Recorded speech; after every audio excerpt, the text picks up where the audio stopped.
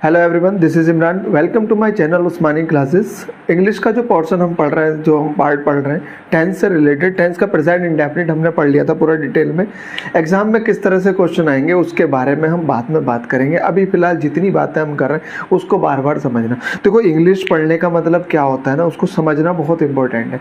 समझ के पढ़ोगे तो कभी भी नहीं बोल पाओगे, चाहे 5 महीने के बाद भी अगर तुम करोगे तो भी कर लोगे उस चीज़ को। वोकैब का पोर्शन ये है कि वोकैब को बार बार पढ़ना ही पड़ता है। समझ के पढ़ोगे तो इंग्लिश में कभी भी कोई दिक्कत नहीं आएगी, और इंग्लिश को जल्दी से सॉल्व करना होता है। एसएससी स्टेनो की मैं स्पेशली बात अगर करूं तो वहाँ पे हमें टाइम बचाना होता है इंग्लिश से, हमें टाइम बचाना होता है जीएस से, तब जाके हम रीजनिंग में टाइम लगा सकते हैं। हमें स्कोर करना होता है सभी सब्जेक्ट पे बराबर बराबर, ठीक है। ऐसा नहीं केवल हम इंग्लिश पढ़ के ही सिलेक्ट हो जाएंगे, ये बात जरा समझना। हमें जीएस भी उतनी पढ़नी पड़ेगी और रीजनिंग भी उतनी पढ़नी पड़ेगी। जीएस में क्या पढ़ना पड़ेगा उसके लिए हम बात करेंगे बहुत ही अच्छे तरीके से। मैं बताऊंगा किस तरह से हम जीएस पढ़ते हैं या पढ़नी चाहिए।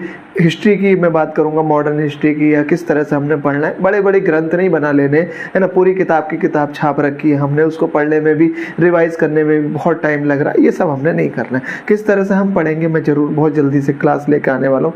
बहुत जल्दी से हम मॉडर्न हिस्ट्री की क्लास में पढ़ाने वाला हूँ यूट्यूब पे। देखना मैं किस तरह से उसको पढ़ाऊंगा, आपको बिल्कुल बहुत अच्छे से समझ आने वाली है वो सारी चीज़ें, ठीक है। जीएस को किस तरह से पढ़ना है इसके ऊपर भी हम बात करेंगे। हम बात कर रहे हैं इंग्लिश की। प्रेजेंट इंडेफिनिट हमने बात कर ली है। तब बनता है प्रेजेंट इंडेफिनिट जब वो एक फ्रीक्वेंट एक्शन हो। फ्रीक्वेंट मतलब जो फ्रीक्वेंसी के बेस पे होता रहता है, यानी कि एक समय अंतराल में होता रहता है, ठीक है। वो हमने सारी बातें कर ली। उसके अलावा यूनिवर्सल ट्रूथ हो गया, इटर्नल ट्रूथ हो गया, साइंटिफिक फैक्ट, जितने भी सत्य होते हैं वो सब के सब प्रेजेंट इंडेफिनिट में इसलिए बनते हैं क्योंकि वो हमेशा से सत्य है, पहले भी, आज भी और हमेशा ही रहेंगे, इसलिए उनको प्रेजेंट इंडेफिनिट में रखा जाता है। जो काम पहले भी हुआ, अब भी और आगे भी होगा, वो सब के सब प्रेजेंट फ्रीक्वेंट एक्शन होते हैं और वो प्रेजेंट इंडेफिनिट में रखे जाते हैं। सारे के सारे यूनिवर्सल ट्रूथ हो गए, इटर्नल ट्रूथ हो गए, मैथमेटिकल फैक्ट, साइंटिफिक फैक्ट, ये सब हम प्रेजेंट इंडेफिनिट में रखते हैं। इतनी बात समझना। प्रेजेंट इंडेफिनिट के लिए वर्ब की फर्स्ट फॉर्म में एस लगा होता है, और वर्ब की फर्स्ट फॉर्म होती है according to the subject. Subject singular है तो वर्ब की फर्स्ट फॉर्म में एस या ईएस, क्योंकि वर्ब सिंगुलर तभी बनती है।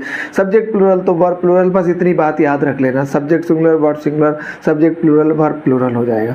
पैसिव वॉइस की बात करें तो इस एमआर के बाद वर्ब थर्ड फॉर्म में आती है according to the subject. Subject के अकॉर्डिंग, सिंगुलर है तो इज, प्लूरल है तो आर, और आई है तो एम आ जाएगा, काम खत्म हो जाता है। इसके अलावा पोजीशन वाले वाक्य ये भी प्रेजेंट में रख लिए जाते हैं, और कॉम्प्लीमेंट्री सेंटेंस जो भी होते हैं वो सब हमारे प्रेजेंट इंडेफिनिट में रख लिए जाते हैं। उसके बाद ऑप्टेटिव सेंटेंस मैंने बहुत अच्छे से बताया था। ऑप्टेटिव नहीं, इंपेरेटिव सेंटेंस। ऑप्टेटिव तो नहीं बताया, इंपेरेटिव सेंटेंस, एक्सक्लामेटरी सेंटेंस, ये सारे के सारे हम बात करेंगे अभी धीरे धीरे। फिलहाल हम इंपेरेटिव सेंटेंस के बारे में बात कर लेते हैं। ऑर्डर वाले, एडवाइस वाले, रिक्वेस्ट वाले, उनका सब्जेक्ट यू होता है, और यू के अकॉर्डिंग प्रेजेंट इंडेफिनिट में वर्ब प्लूरल होती है, इसलिए वर्ब की इननेट फॉर्म से इंपेरेटिव सेंटेंस शुरू होते हैं। सारे के सारे खत्म हो गई बात इतनी। पैसिव वॉइस हमने यहाँ पे निपटा लिया। इज एमआर के बाद वर्ब थर्ड फॉर्म में अगर कभी भी दिखाई दे, इज एमआर के बाद वर्ब थर्ड फॉर्म में अगर दिखाई दे रही है तो वो passive voice of present indefinite है, ठीक है। अदरवाइज अगर इस एमआर के बाद वर्ब थर्ड फॉर्म में दिखाई दे रही है तो भाई वो प्रेजेंट इंडेफिनिट का एक्टिव वॉइस भी हो सकता है, और वो वर्ब थर्ड फॉर्म में जो है वो एडजेक्टिव फॉर्म भी हो सकती है। इसलिए बड़े ध्यान से उन सब चीज़ों को देखते हुए चलना। वो verb doer of the action, doer है, अगर डूइंग वर्ब है तो जरूर वो पैसिव वॉइस होगा, ठीक है। क्लियर हो गई इतनी बात। चलो आगे शुरू करते हैं। प्रेजेंट कंडीशनल सेंटेंस भी मैंने बता दिए थे प्रेजेंट इंडेफिनिट में। कंडीशनल सेंटेंस जिस शब्द के साथ कंडीशनल वर्ड लगा होता है वो कौन कौन से होते हैं वो हमने लिख लिए थे, वो कंडीशनल सेंटेंस होता है। और कंडीशनल सेंटेंस में विल, वुड, शैल, शुड का प्रयोग नहीं करते हैं। बाकी के बचे हुए सेंटेंस में हम जरूर उसको फ्यूचर में बनाते हैं, क्योंकि वो काम फ्यूचर में होना होगा, ठीक है। उसमें हमने अनटिल और अनलेस के बारे में भी बात की थी, मैं वो बता देता हूँ। अनटिल अनलेस दोनों ही नेगेटिव होते हैं और दोनों ही कंडीशनल वर्ड है, ठीक है। दोनों अगर नेगेटिव है तो उस वाले सेंटेंस में नेगेटिव वर्ड का यूज हम बिल्कुल भी नहीं करेंगे, ठीक है। जैसे कि क्वेश्चन के थ्रू मैं इस बात को समझा देता हूं। Until you will not return, एक बात और यहाँ पे रिटर्न बैक, और मैं लिख लेता हूं, ये बड़ा इंपॉर्टेंट कंसेप्ट है। Return back, I will wait for you. ये क्वेश्चन जरा जल्दी से हम एक बात समझ लेते हैं, इसमें कहाँ कहाँ गलती है। ऐसा नहीं कि एग्जाम में 4-5 गलतियां देगा, मैं तो एक पॉसिबल गलतियां बता रहा हूँ, सारी जितनी भी है इस सेंटेंस में, एक सेंटेंस के थ्रू मैं पॉसिबल गलतियां बता रहा हूँ जो कहाँ कहाँ गलत है, ठीक है। अंटिल निगेटिव वर्ड है, अंटिल अगर निगेटिव वर्ड है तो अंटिल एक कंडीशनल वर्ड भी है और ये जो सेंटेंस है कंडीशनल सेंटेंस है। अंटिल निगेटिव वर्ड है तो एक निगेटिव वर्ड इसके साथ हम यूज नहीं करेंगे, नॉट भी हटा दिया हमने, और ये कंडीशनल वर्ड है तो विल वुड शैल शुड का भी प्रयोग नहीं करेंगे, ये भी हटा दिया हमने। और वाक्य प्रेजेंट इंडेफिनिट में बनेगा और यू के अकॉर्डिंग प्रेजेंट इंडेफिनिट में वर्ब की फर्स्ट फॉर्म आएगी, रिटर्न वर्ब की फर्स्ट फॉर्म में। अब एक और गलती क्या है, वो गलती है रिटर्न के साथ बैक का यूज हम इसलिए नहीं करते क्योंकि ये सुपरफ्लूअस हो जाता है। रिटर्न का मतलब ही यही होता है, रिटर्न का जो मीनिंग होता है ना, रिटर्न का मीनिंग ही होता है वापस आना। जब रिटर्न का मतलब ही वापस होना है, वापस आना है, वापस करना है, सब कुछ वापस, तो बैक का मतलब भी वापस, इसका खुद मीनिंग अपने आप में वापस है, तो बैक लगाने की यहाँ पे से कोई जरूरत नहीं है। बैक का मतलब भी वापस है, रिटर्न का मतलब भी वापस है ना, तो दोनों का जब मतलब वापस ही है तो बैक लगाने की यहाँ जरूरत नहीं है। एक गलती ये आ जाती है इसमें, तो वाक्य बनेगा until you return, until you return, जब तक तुम वापस नहीं आते हो, इसका मतलब भी समझ लो। अंटिल यू रिटर्न, इसका मतलब वाक्य ये बनेगा अब अंटिल यू रिटर्न। ये पूरा सेंटेंस अभी सही हो गया, I will wait for you, ठीक है, I will wait for you. Wait के साथ हम फॉर प्रीपोजिशन का यूज करते हैं, ठीक है, और वेट के साथ फॉर प्रीपोजिशन लगा के वो अवेट बन जाता है। वेट के साथ अगर हम फॉर प्रीपोजिशन लगाएं, वेट फॉर, तो इसका मीनिंग हो जाता है अवेट, AWAIT, अवेट का मतलब, इसका मतलब आप समझ लो, अवेट के साथ अब फॉर नहीं आएगी भैया, ये बात और समझ लो, अवेट के साथ अब फॉर प्रीपोजिशन नहीं आएगी। क्यों? क्योंकि अवेट मिलके बना हुआ वेट और फॉर से, इसलिए अवेट के साथ अब प्रीपोजिशन फॉर का यूज नहीं करेंगे। क्लियर हो गया? प्रीपोजिशन क्या होती है मैं बहुत आसान तरीके से इस बात को बता दूंगा, अभी फिलहाल इस बात को समझ लेते हैं। एक और सेंटेंस में बता देता हूं भैया, द आर्टिकल का यूज हम तब करते हैं, द आर्टिकल का यूज तब करते हैं जब डेफिनेट हो। डेफिनेट निश्चित, कोई चीज निश्चित है, इसका मतलब वो चीज अनिश्चित भी होगी। कोई चीज को अगर तुम निश्चित कर लो, डेफिनेट कर लो, तो इसका मतलब है कि वो इंडेफिनेट भी होगी, अनिश्चित भी होगी, है ना। अगर मैं बात करूं जैसे कि, तो द आर्टिकल का यूज तब करते हैं जब कोई चीज डेफिनेट हो, किसी को डेफिनेट करना हो, किसी को निश्चित करना हो, तो द आर्टिकल का यूज करते हैं। लेकिन अगर हम बात करें इंडिया की, जैसे इंडिया हो गए, प्रॉपर नाउन, प्रॉपर नाउन के साथ हम आर्टिकल द का यूज नहीं करते हैं, क्योंकि वो तो खुद ही अपने आप में प्रॉपर है। प्रॉपर मतलब बिल्कुल एकदम डेफिनेट ही है, वो तो खुद ही अपने आप में डेफिनेट है। इंडिया तो इंडिया ही है, ऐसा थोड़ी है कि ए इंडिया, एक इंडिया, अगर तुम इसके साथ ए आर्टिकल लगा दो तो इसका मतलब हो गया एक इंडिया। इसका मतलब इंडिया बहुत सारे हैं, इंडिया बहुत सारे नहीं है, इंडिया तो एक ही है। अगर एक ही है तो वो खुद अपने आप में डेफिनेट है। जब वो अपने आप में डेफिनेट है तो उसके साथ किसी डेफिनेट आर्टिकल की जरूरत नहीं है। क्लियर हो गई? जो चीज़ खुद अपने आप में यूनिक है, खुद अपने आप में अकेली है, तो उसके साथ डेफिनेट लगाने की ज़रूरत नहीं है। डेफिनेट हम कब लगाते हैं? जब किसी को डेफिनेट करना हो, ऐसी चीज़ जो हमें सबको पता हो, स्पीकर को भी पता हो, लिसनर को भी पता हो, हम ऐसे व्यक्ति, ऐसी चीज़ की, किसी ऐसी वस्तु के बारे में बात कर रहे हैं, तो वो डेफिनेट आर्टिकल तब हम लगाते हैं। जैसे कि अगर हम बात करें इंडिया की, तो इंडिया तो सबको ही पता है, स्पीकर को भी, लिसनर को, वो तो एक ही है ना, वो तो प्रॉपर है, उसको डेफिनेट बनाने की ज़रूरत नहीं है। ठीक है, तो प्रॉपर नाउन के साथ आर्टिकल का यूज नहीं किया जाता है। जैसे रिवर की बात करें हम, रिवर की, ठीक है, तो ये रिवर को तुम ए लगा दो, अ रिवर, इसके साथ तुम दा लगा दो, क्योंकि रिवर तो बहुत सारी हो सकती है। तुमने द रिवर लगा दिया तो इसका मतलब ये हो गया, उसको भी पता है जिसको तुम बता रहे हो, और मुझे भी पता है रिवर हम कौन सी वाली की बात कर रहे हैं। क्लियर हो गई बात? ठीक है, ये बात समझ आ गई। आर्टिकल में वो बहुत अच्छे तरीके से इस बात को बताऊंगा कहाँ हम द आर्टिकल का यूज करते हैं। कंसेप्चुअल है पूरी की पूरी ग्रामर, पूरी की पूरी ग्रामर कंसेप्चुअल है।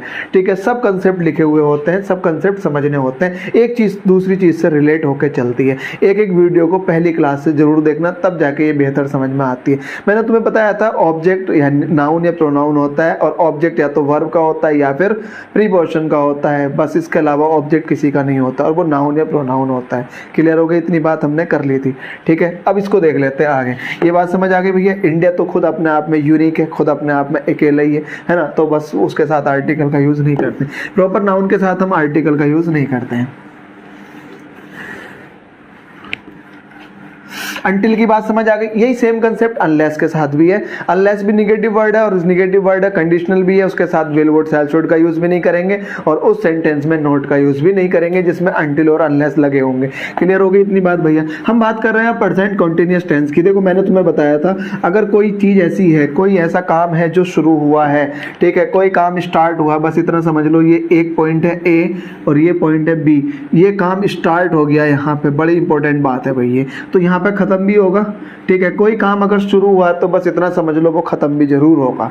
कोई काम अगर शुरू हुआ, जिंदगी शुरू हुई है तो वो खत्म भी जरूर होगी। ठीक है, और अब वो चल रही है, तो जब से शुरू हुआ तब से खत्म के बीच तक वो चल रही है। यानी कि अब देखो कोई काम शुरू हुआ खत्म भी होगा तो बीच में कंप्लीट देखो यहाँ शुरू हुआ, यहाँ पे कंप्लीट हो गया।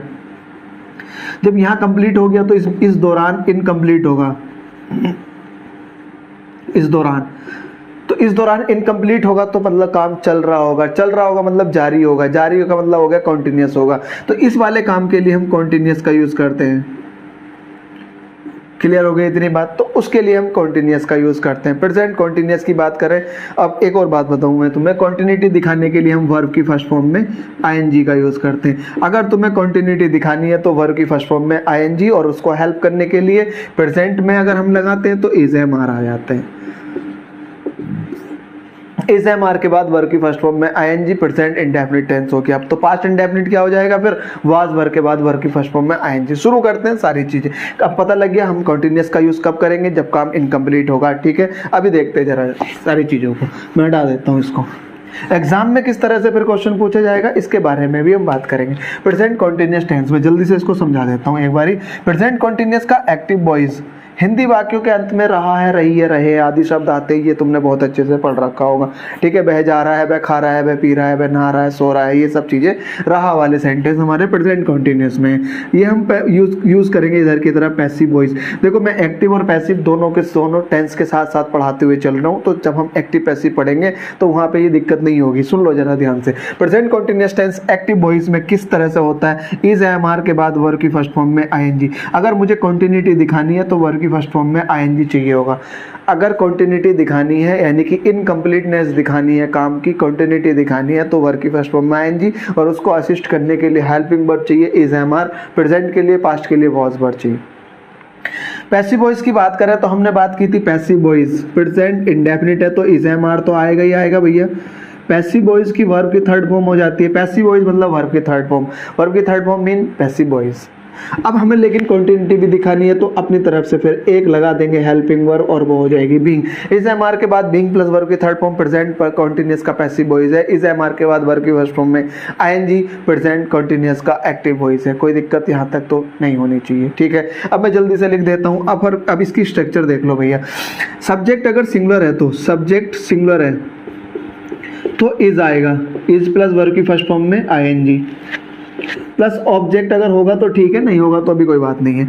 सब्जेक्ट अगर प्लूरल हो गया, सिंगुलर और अनकाउंटेबल, मैं यहां लिख देता हूं, सब्जेक्ट अगर सिंगुलर हुआ या अनकाउंटेबल नाउन हुआ तो उसके साथ सिंगुलर वर्ब। सब्जेक्ट प्लूरल हुआ तो इसके साथ आर आ जाएगा, वर्ब की फर्स्ट फॉर्म में आईएनजी प्लस ऑब्जेक्ट। ये बात बताने की जरूरत थी नहीं, क्योंकि मैं स्टार्टिंग की पहली क्लास में ये बात बताई थी, वर्ब से पहले सब्जेक्ट और वर्ब के बाद ऑब्जेक्ट, और सब्जेक्ट के अकॉर्डिंग ही वर्ब लगती है, और सब्जेक्ट सिंगुलर तो वर्ब सिंगुलर। और मैंने बताया था कॉन्टिन्यूटी दिखाने के लिए वर्ब की फर्स्ट फॉर्म में आईएनजी, और उसको असिस्ट करने के लिए इज एम आर चाहिए। सब्जेक्ट सिंगुलर या अनकाउंटेबल तो इज आ जाएगा, सब्जेक्ट प्लूरल यानी कि तो उसके साथ आर आ जाएगा। सब्जेक्ट आई अपने आप से बना सकते हो ये सारी स्ट्रक्चर अगर समझ आ रही है तो। सब्जेक्ट अगर आई है तो आई के साथ तो एम आ जाएगा, और वर्ब की फर्स्ट फॉर्म में आईएनजी आ जाएगा।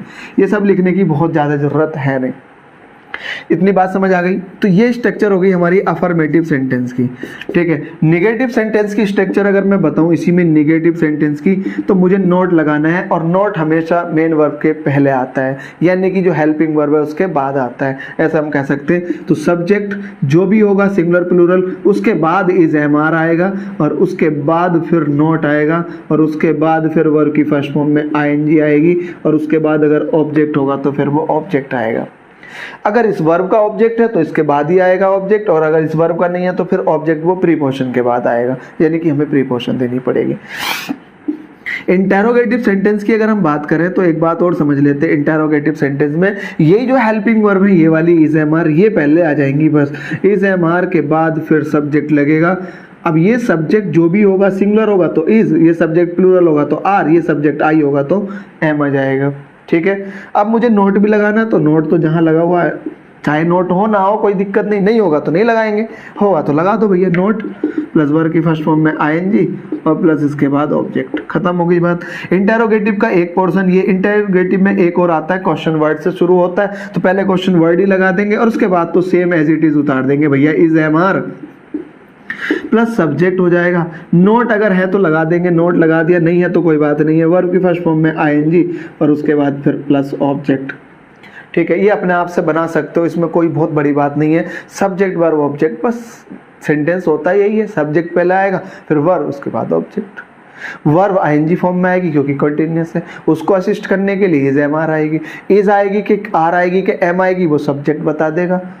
नोट अगर निगेटिव वर्ड लगाना तो याद रखना हमेशा निगेटिव वर्ड हमेशा और हमेशा हेल्पिंग वर्ब के बाद आता है, सब्जेक्ट के बाद जो हेल्पिंग वर्ब आती है उसके जस्ट बाद। वही इंटेरोगेटिव बनाना तो वही हेल्पिंग वर्ड उठ के आगे आ जाएगी। वही क्वेश्चन वर्ड वाला बनाना है तो वही क्वेश्चन वर्ड पहले आ जाएगा, फिर हेल्पिंग वर्ड, फिर सब्जेक्ट, फिर वो। क्लियर हो गई इतनी बात? बहुत ही आसान सी सारी चीजें। ठीक है, आगे देख लेते हैं। ये प्रेजेंट कंटिन्यूअस टेंस हो गया। ठीक है, अब मैं इसको एक सिंपल सा सेंटेंस लेके बना देता हूँ। एक सेंटेंस, इतनी बात समझ आ गई होगी तो ठीक है। अब देखो जरा, एक सेंटेंस ये है हमारे पास, वह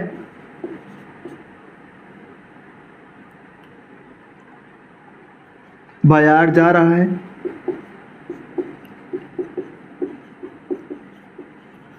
ठीक है भैया, वह बाजार जा रहा है। ठीक, क्लियर हो गई इतनी बात? वह की हो गई ही, जा रहा है, जाने के लिए गोइंग, गो लगाओगे, गो मतलब जाना हो गया तो गोइंग हो गया।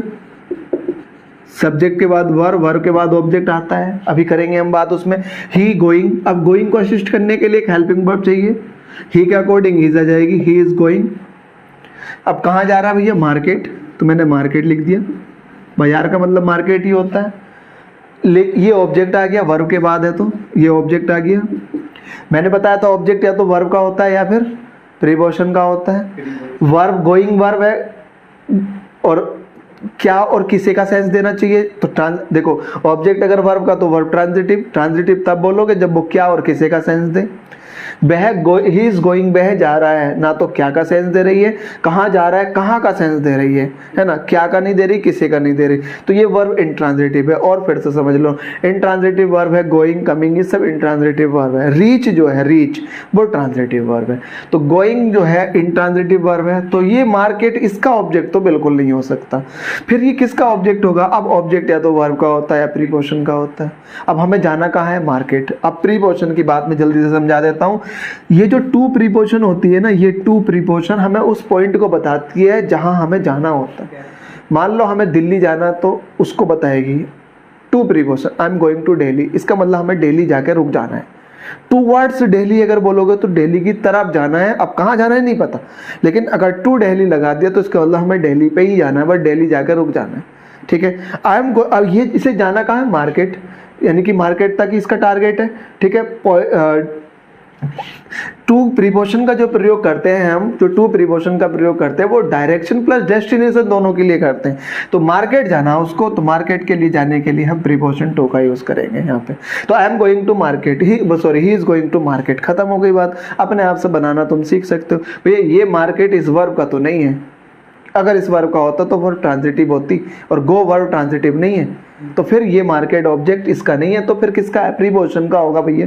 प्रीपोजिशन लगानी पड़ेगी। अब हम यहाँ प्रीपोजिशन लगाने के लिए अब बात आती है कि भैया इसके लिए प्रीपोजिशन क्या लगाएं। तो जब भी तुम्हें उस पॉइंट को बताना हो जहाँ जाना है, जहाँ खत्म होनी है बात, जनरी खत्म होनी है, जहाँ पे भी हमारा जाना खत्म होना है, जो हमारी जनरी है, यात्रा है, वो खत्म होनी है, तो उसके लिए हमें टू का यूज़ करना होता है। ठीक है, तो टू प्रीपोजिशन का यूज़ हम वहाँ के लिए करते हैं जहाँ हमें डेस्टिनेशन पहुँचना होता है। डायरेक्शन प्लस डेस्टिनेशन दोनों के लिए हम टू का यूज़ करते हैं। तो ये आ गया टू, क्लियर हो गई। तो वह बाजार जा रहा है, he is going to market, खत्म हो गई बात इतनी। वह बाजार नहीं जा रहा है तो ही इज नॉट लगा दो भैया, he is not going to market. अब ये तो तुमने 10वीं 11वीं में पढ़ लिए होंगे, ये सब एग्जाम में भी नहीं पूछे जा रहा है। तो एग्जाम में क्या क्वेश्चन पूछे जा रहा है, इतनी बात तो समझ लेना, he is not going to market, वह नहीं जा रहा है। क्या वह बाजार जा रहा है, क्या वह, तो बस अगर क्या के लिए है तो इस को ही हटा के लगा दो, is he going to market, क्या वह बाजार जा रहा है। वह बाजार क्यों जा रहा है, क्यों के लिए भी लगा दो वाई, तो why is he going to market, वह बाजार क्यों जा रहा है, बस खत्म हो गई बात, है ना। ये सारे हो गए, ये तो बड़े आसान थे, ये हमने सब फंडामेंटल्स हैं सारे के सारे, ये 11th 12th में 9th 10th में सब चीज़ें हमने पढ़ रखी है। तो इज एम आर के बाद वर्ब आईएनजी फॉर्म में, नोट लगाना है तो इज एम आर के बाद नोट लगना है, इंटेरोगेटिव बनाना तो इज एम आर स्टार्टिंग में आ जाएगा, और क्वेश्चन वर्ड वाला बनाना है तो वो question word is am are subject और उसके बाद वर्ब की फर्स्ट फॉर्म में आएंगे। क्लियर, इतनी बात हो गई, बहुत ही आसान सी सारी चीज़ें। तो why is he going to market, और लास्ट में एक क्वेश्चन मार्क देना पड़ेगा भैया हमें, क्योंकि ये नहीं तो फिर हमें नहीं पता लग पाएगा कि वो देखो एक बात और मैं बता देता हूँ, अगर हेल्पिंग वर्ब उठ के आगे आती है लास्ट में क्वेश्चन मार्क है तो फिर वो इंटेरोगेटिव है, हेल्पिंग वर्ब उठ के आगे आती है और लास्ट में फिर फुल स्टॉप अगर लगा रखा है तो फिर वो इन्वर्जन है। इन्वर्जन क्या होता है वो एडवर्ब चैप्टर में पढ़ेंगे हम जाके पूरा डिटेल से। तो why is he going to market, last में क्वेश्चन मार्क का जरूर होना है, हटा देता हूँ मैं इसको। आसान सी चीजें सारी की सारी। प्रेजेंट कंटिन्यूअस खत्म कर दिया हमने, बिल्कुल कुछ दिक्कत वाली बात ही नहीं हुई है। इस एमआर के बाद वर्ब आईएनजी फॉर्म में वाई लो हो गया, इस एमआर के बाद बीइंग प्लस वर्ब की थर्ड फॉर्म खत्म हो गया, passive voice will present continuous का, ठीक है। अब बात करते हैं भैया इसके लिए, हम बात करते हैं कि इस एग्जाम में किस तरह से इससे रिलेटेड क्वेश्चन पूछे जा रहे हैं। इंपॉर्टेंट बात यह है कि एग्जाम में किस तरह से क्वेश्चन पूछे जा रहे हैं, ठीक है। तो अब देखना जरा, एक होता है एग्जाम की एप्लीकेशन, अगर हम देखें तो मैं अगला पॉइंट हमारे पास यही है, application of present continuous, present continuous, ठीक है। एप्लीकेशन ऑफ प्रेजेंट कंटिन्यूअस मतलब ये हो गया कि एग्जाम में किस तरह से क्वेश्चन आएगा, ठीक है। तो अगर हम बात करें भैया, तो अगर हम बात करें एट प्रेजेंट, एक होता हमारे पास एट प्रेजेंट, एक होता in present, nowadays, these days। अगर ये वर्ड सेंटेंस में लगे हुए होते हैं, हालांकि एग्जाम में आज तक तो कोई क्वेश्चन नहीं पूछा गया भाई, मैंने सीजीएल के मेंस तक दिए, इसमें कोई क्वेश्चन हमें नहीं मिला इस तरह का कि हाँ इन सब चीज़ों का यूज़ करके, लेकिन पढ़ रहे हैं फिर भी हम, ठीक है, क्या पता आ जाए, लेकिन नहीं आया।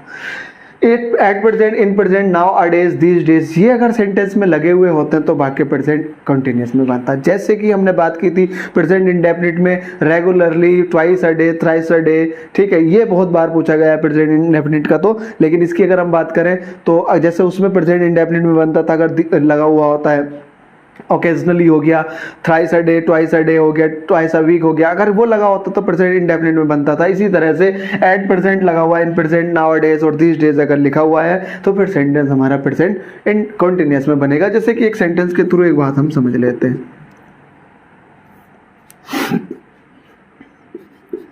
He is working on a project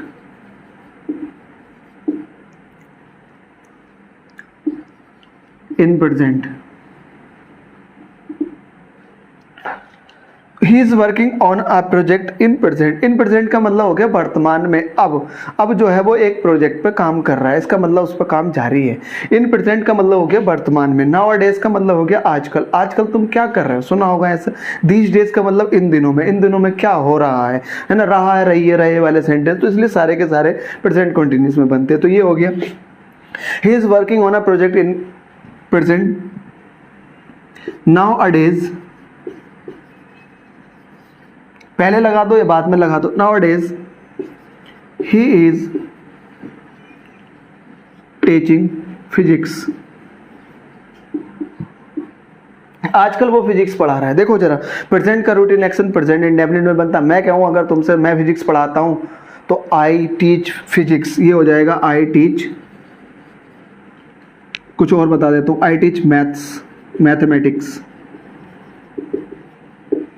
ठीक है। तो मैं अगर प्रेजेंट का रूटीन एक्शन है, मैं अगर अब मैथ पढ़ाता हूँ तो मैं बोलूँगा आई टीच फिजिक्स। इसका मतलब हो गया मैं प्रेजेंट में फिजिक्स पढ़ाता हूँ, मतलब मेरा रूटीन एक्शन है फिजिक्स पढ़ाने का, आई टीच फिजिक्स। लेकिन आजकल जो है आई टीच मैथमेटिक्स। लेकिन अब क्या हो गया ना, फिजिक्स का टीचर गायब हो गया 2 4 5 10 दिन से, तो अब क्या करना पड़ रहा है, मुझे ही फिजिक्स पढ़ानी पड़ रही। तो मैं बोलूँगा नाउ अ डेज, आजकल मैं फिजिक्स पढ़ा रहा हूँ, ठीक है, मैथ्स नहीं पढ़ा रहा हूँ, आजकल मैं क्या कर रहा हूँ, फिजिक्स। वो मेरा रूटीन एक्शन नहीं है, लेकिन किसी कंडीशन की वजह से मुझे वो करना पड़ रहा है, इसलिए नाउ अ डेज के साथ सेंटेंस में हमने लगा दिया now a days he is teaching physics. आजकल वो फिजिक्स पढ़ा रहा है, एग्जाम में नहीं आने वाला, लेकिन जनरल बोलचाल में हम यूज़ करेंगे। देखो स्पीकिंग के लिए भी हम जो अमेरिकन हो गया और कहीं भी हम इन सारी चीज़ों के लिए पे करते हैं, स्पीकिंग के लिए वहाँ से नहीं आती। इंग्लिश को समझने के लिए हमें ग्रामर समझना ज़रूरी है।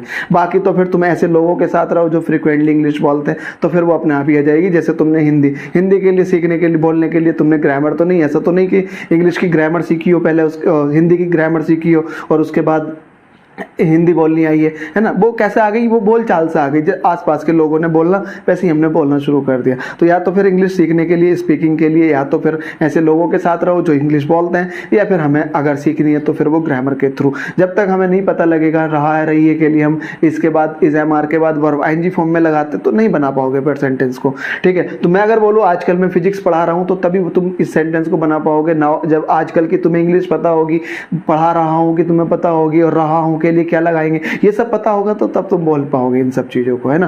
नहीं तो फिर बहुत दिक्कत हो जाएगी, ठीक।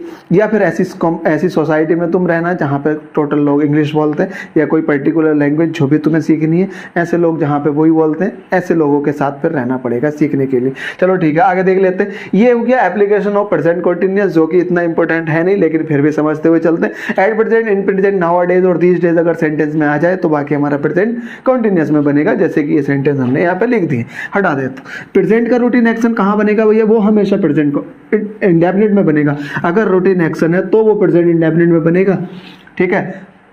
अगर रूटीन एक्शन है तो फिर वो प्रेजेंट इंडेफिनिट में बनेगा। अब और दूसरी एप्लीकेशन क्या है, ये बड़ी इंपॉर्टेंट एप्लीकेशन है,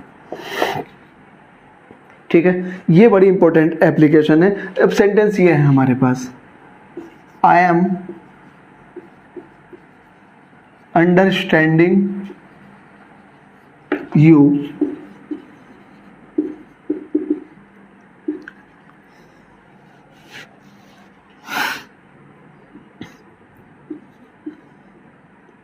नोइंग, लिख दूं मैं नोइंग।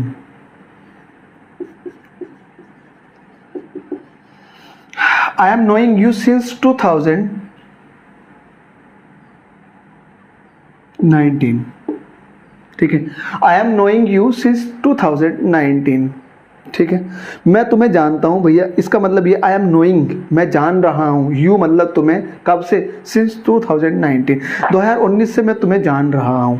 एक बात बताओ जरा, ये जो वर्ब है ना नो का मतलब होता है जानना। किसी को या तो जानोगे या नहीं जानोगे, ऐसा नहीं है किसी को अभी थोड़ा थोड़ा सा जानना शुरू कर। जैसे कि अगर मैं बात करूं एक कि मैं पढ़ रहा हूं, ठीक है। तो पढ़ने वाला काम ऐसा होगा कि हाँ अभी स्टार्टिंग किया पढ़ना और धीरे धीरे पढ़ना जारी है और फिर वो पढ़ना बंद कर देगा, ठीक है। ये पढ़ने का काम तो हो जाएगा एक पीरियड में, ठीक है, एक पीरियड में, टेम्परेरी पीरियड में वो पढ़ने का काम हो जाएगा। लेकिन नो का है तो किसी को जानोगे या फिर नहीं जानोगे। कोई अगर तुम्हें मिला है तो वो तुम उससे कहोगे या तो जानता हूँ या कहोगे नहीं जानता हूँ। ये नहीं कहोगे कि मैं तुम्हें अभी जान रहा हूँ, थोड़ा थोड़ा जान रहा हूँ, है ना। पहले मैंने थोड़ा सा जाना, फिर अब और जानूंगा, और लास्ट में फिर मैं पूरा अच्छे से जान। तो इसका मतलब ये हो गया कि ये जो वर्ब्स है ना, ये कॉन्टिन्यूटी शो नहीं करती है, ये वर्ब कॉन्टिन्यूटी शो नहीं करती है, ठीक है। ये वर्ब कॉन्टिन्यूटी शो नहीं करती है, कॉन्टिन्यूस नहीं बनाती है। ये वर्ब कॉन्टिन्यूस नहीं बनाते, कोई कॉन्टिन्यूटी शो नहीं करते, या तो होगा या फिर नहीं होगा। ऐसा नहीं है कि हाँ हो रहा है, अभी भी स्टार्ट हुआ फिर हो रहा है और फिर वो खत्म हो जाएगा, ऐसा नहीं है। ये वर्ब कॉन्टिन्यूटी शो नहीं करती हैं। तो अब अगर ये वर्ब कॉन्टिन्यूटी शो नहीं करती हैं तो फिर आईएनजी फॉर्म नहीं लगेगी, और आईएनजी फॉर्म अगर नहीं लगेगी तो फिर किस में बनेगा सेंटेंस, ये बात समझने की है। अब देखो जरा, मैं यहाँ पे एक छोटा सा कंसेप्ट बता देता हूँ प्रेजेंट परफेक्ट कॉन्टिन्यूस का। परफेक्ट कॉन्टिन्यूस का एक कंसेप्ट बता देता हूँ, परफेक्ट कॉन्टिन्यूस। देखो परफेक्ट का मतलब हो गया काम पूरा, कंप्लीट, और कॉन्टिन्यूस का मतलब हो गया इनकम्प्लीट, यानी कि कंप्लीट भी बता रहा, इनकम्प्लीट भी बता रहा। तो ऐसा तो संभव नहीं है। लेकिन हाँ, ऐसा कोई काम जो 2 घंटे से चल रहा है, मैं कह रहा हूं मैं 2 घंटे से पढ़ रहा हूं, मैं 2 घंटे से पढ़ रहा हूं। अगर ये 2 घंटे से पढ़ रहा है और अब इसका मतलब हो गया कि इसको पढ़ते पढ़ते 2 घंटे तो हो गए, ये वाले 2 घंटे हो गए कंप्लीट, तभी तो बोलेगा 2 घंटे से पढ़ रहा हूं। 2 घंटे से पढ़ रहा हूं तभी बोल पाओगे जब 2 घंटे कंप्लीट हो गए होंगे, और वो अभी भी पढ़ रहा है, तो ये वाला काम कंप्लीट हो गया 2 घंटे का, और अभी भी पढ़ रहा है तो ये इनकम्प्लीट हो गया। तो जो इनकम्प्लीट है वो कॉन्टिन्यूअस में, और जो कंप्लीट है फिर वो परफेक्ट में। इसलिए परफेक्ट कॉन्टिन्यूअस टेंस में हमें टाइम बताना जरूर होता है। अब वो 2019 से इसको जान रहा है, जरा सुनना जरा ध्यान से। अब मैं इसके 4 ऑप्शन लिख देता हूँ। इतनी बात अगर समझ में आ गई होगी तो हमें बताना है क्या होगा, हमें ये बताना भैया क्या होगा। अब मैं इसके लिए एक ऑप्शन लिख देता हूँ, नो। दूसरा ऑप्शन है हैव नोन। तीसरा हैव बीन नोइंग, और चौथा नो इम्प्रूवमेंट। ये 4 ऑप्शन हमारे पास हैं इस सेंटेंस को करेक्ट करने के लिए। जरा अब ध्यान से समझना भैया। देखो, सिंस 2019 अगर आ गया है, समय आ गया, 2019 से अब तक की बात चल रही है, 2019 से अब तक तो जाना और अभी भी आगे को भी जान रहा है। तो अब ये है नो। नो मतलब वर्ब की फर्स्ट फॉर्म, ये तो प्रेजेंट इंडेफिनिट में। प्रेजेंट इंडेफिनिट है नहीं, क्योंकि सिंस और फॉर जो समय होता है वो प्रेजेंट परफेक्ट कॉन्टिन्यूअस टेंस में होता है। क्लियर हो गई इतनी बात? ये इंपॉर्टेंट कंसेप्ट है, ये एग्जाम में बहुत ज़्यादा पूछा जाता है भैया। ठीक है, अब देखो जरा ध्यान से, आई एम नोइंग अगर इसकी बात करें तो नो जो वर्ब है, सुनना जरा ध्यान से, नो जो वर्ब है स्टेट ऑफ माइंड को रेफर करती है। वर्ब ऑफ परसेप्शन जो होती है वो कंटिन्यूअस फॉर्म में यूज नहीं की जाती है। जैसे नो हो गया, सी हो गया, लिसन हो गया, ठीक है, और लिसन तो हो जाएगा, लिसन हो गया, लिसन तो आईएनजी फॉर्म में हो जाएगा, लेकिन जैसे नो हो गया, हेट हो गया, लाइक हो गया, डिसलाइक हो गया, सी हो गया, वॉच हो गया, वॉचिंग भी हो जाएगा, ठीक है, नो हो गया, अंडरस्टैंड हो गया, ठीक है, और ये सारी की सारी, ऑन हो गया, OWN ऑन हो गया, हैव हो गया, फील हो गया, टेस्ट हो गया, ये सारी की सारी जितनी भी वर्ड्स हैं ये इनको आईएनजी फॉर्म में हम यूज़ नहीं करते हैं। तो जब इनको आईएनजी फॉर्म में यूज़ नहीं करते हैं तो आई एम नोइंग आईएनजी, क्योंकि ये कंटिन्यूटी शो नहीं करती है, तो नो इम्प्रूवमेंट तो हट गया। नो इम्प्रूवमेंट का मतलब है जो लिखा हुआ वो बिल्कुल सही है, तो है ना, नो इम्प्रूवमेंट तो हट गया। अब देखते हैं जरा ध्यान से, सिंस और फॉर का यूज़ प्रेजेंट परफेक्ट कॉन्टिन्यूअस या पास्ट परफेक्ट कॉन्टिन्यूअस में करते हैं। परफेक्ट कॉन्टिन्यूअस के लिए हैज हैव के बाद बीन प्लस वर्ब की फर्स्ट फॉर्म में आईएनजी, तो या तो ऑप्शन ये वाला होगा या फिर ऑप्शन ये वाला होगा। 2 ऑप्शन तो हट गए।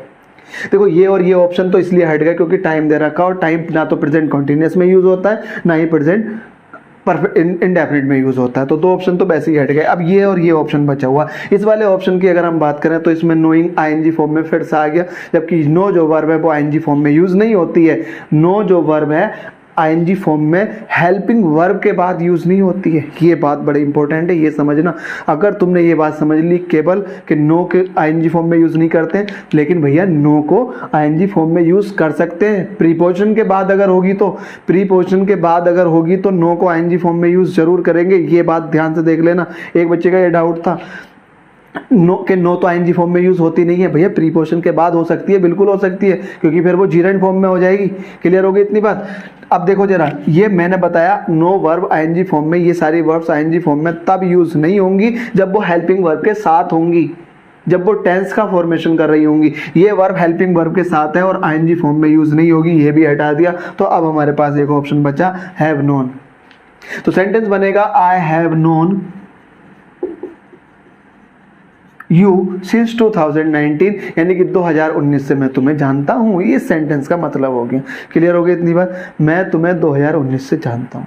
तो सिंस और फॉर का यूज प्रेजेंट परफेक्ट टेंस में भी यूज कर सकते हैं। सिंस और फॉर का यूज परफेक्ट टेंस में भी यूज कर सकते हैं जब वर्ब्स ऑफ परसेप्शन या ऐसी वर्ब्स का यूज किया जाता है जिसकी आईएनजी फॉर्म पॉसिबल नहीं होती है। क्लियर हो गई इतनी बात? अब वो वर्ब कौन सी है इनके बारे में हम बात करते हैं। वो वर्ब्स कौन कौन सी है जिनके बाद वर्ब आईएनजी फॉर्म, जो आईएनजी फॉर्म में हेल्पिंग वर्ब के बाद यूज नहीं होती है। मैं जल्दी से उन सारी वर्ब्स को लिख देता हूँ, ठीक है? तो देख लेते हैं। ठीक है। तो ये कुछ वर्ड्स जो मैंने यहाँ पे लिखी हो, चाहो तो आप स्क्रीनशॉट ले लो। ये जो वर्ड्स हैं कुछ बहुत ही इंपॉर्टेंट है, सारी की सारी वर्ड्स बहुत ही इंपॉर्टेंट है जितनी भी हमने बात की थी, ठीक है। तो ये जो वर्ब्स हमारी आईएनजी फॉर्म में यूज नहीं होंगी, यानी कि हेल्पिंग वर्ब के बाद ये वर्ब आईएनजी फॉर्म में यूज नहीं होंगी। इससे रिगार्डिंग, इससे रिलेटेड हम जो प्रैक्टिस करेंगे वो कल की वीडियो में, नेक्स्ट वीडियो में देखेंगे। तब तक ये वाली सारी वर्ब्स याद कर लेना, ध्यान से देख लेना। ये वर्ब अब याद करने की भैया, ये वाली वोकैब का पोर्शन हो गया, इसमें अब हमें याद करनी पड़ेंगी, ठीक है। ऐसे ही देख लेना जो वर्ब्स मैं कुछ याद बताऊंगा तुम्हें। अंडरस्टैंड मतलब समझना होता है, होप का मतलब होता है उम्मीद करना, डिजायर मतलब इच्छा, बिलोंग का मतलब हो गया बिलोंग करना, रिलेट कर कहीं से रिलेशन बनाना या रिलेट करना। माइंड का मतलब होता है, माइंड का मतलब ध्यान देना होता है, रिमेंबर याद करना। और थिंक का मतलब सोचना, नो का मतलब जानना हो गया।